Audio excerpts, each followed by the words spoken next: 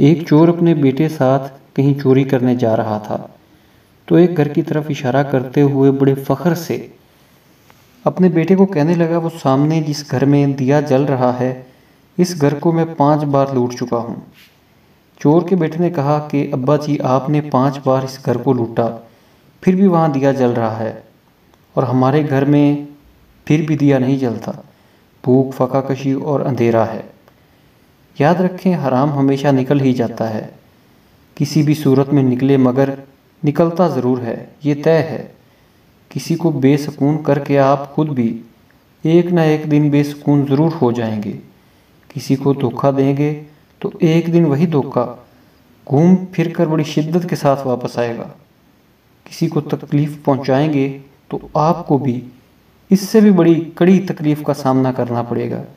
مکافات عمل کبھی بھی بتا کر نہیں آتا، مگر آتا ضرور ہے، اور اس کی پکڑ اتنی شدید ہوتی ہے کہ انسان کی چیخیں 7ویں آسمان تک جاتی ہیں۔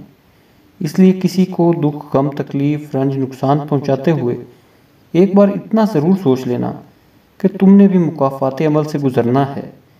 یہاں زندگی میں صرف اتنا یاد رکھ لینا کہ تمہاری شکایت کوئی خدا سے نہ کرے۔